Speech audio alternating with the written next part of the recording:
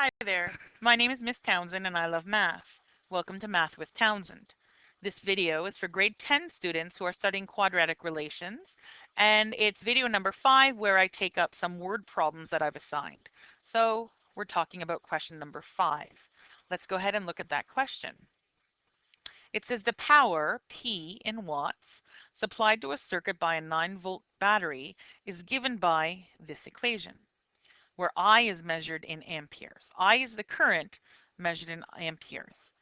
So here's the formula. It's a very science-sounding question, but that's okay. As long as you recognize a quadratic relation, we should still be able to do the math we need. So before we do the math, let's make sure we really understand what's happening in this equation. And again, we're measuring power in watts compared to the current in amperes. So what do we have? Oops, pretend this wasn't here. So the first thing that I like to do, as you probably noticed if you saw what that was, is I always like to arrange my formulas what I consider to be properly, which is to put the squared term as the first term. So it's negative 0.5 I squared, that should be first, and then positive 9I. And then if it was here, I would put the C term. Now obviously the C term is actually plus 0. So let's see what that means for us. Well, it means that the starting value is 0. In other words, if I have 0 current, so if I is 0, I have no current, I have no power. Well, that certainly makes sense to me, and I'm not even a science person. What else do I know? Well, I know it's a negative parabola. So presumably, what that means is that when I supply some power in the form of current, the power will increase, but at some point it'll reach a maximum and then come back down. So you don't want too much current or else you'll just be redundant. Again, I don't know that much about science or electricity, but I understand quadratics. And I know that we start at 0, we have a negative parabola. Okay, so that's as far as I can make sense of it. What are we supposed to do? For what value of the current will there be a maximum? And what is the maximum? So if we go back here, again, because we recognize that we had a negative parabola, there is going to be a maximum right about here in my little sketch.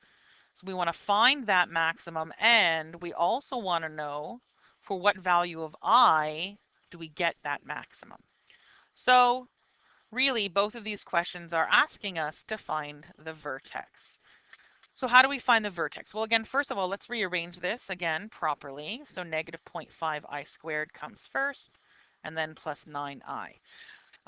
So to find the vertex, we're going to start by finding the roots. We could have completed the square, but let's find the roots. So we're going to let p equal 0. And then we have a choice between using the quadratic formula or factoring. I think I'm going to factor this time. So I'm going to factor 0.5i, and that's going to leave me with I minus 18. So again, why is that minus 18? Well, negative 0.5 times negative 18 is positive 9. So I know that it's the right answer. How did I get negative 18? Well, I divided. 9 divided by negative 0.5 is where this negative 18 came from. So now that I've factored it, oops, well, that was quite the erasing. Took away a lot more than I needed to. Let's put that negative 18 back. So what I have is I have this package here, and I have this package here, and they're multiplied together. So that means that if this package here was 0, I don't care what this is, I have a true statement. 0 times anything is 0.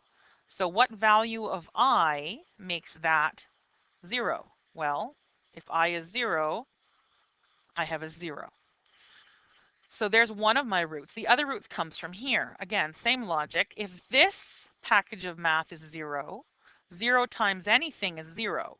So I would have a true statement. So what value of I makes that that factor into 0? So again, solving, I get I equals 18. So if you think about my little diagram, this is 0, and now I know this is 18.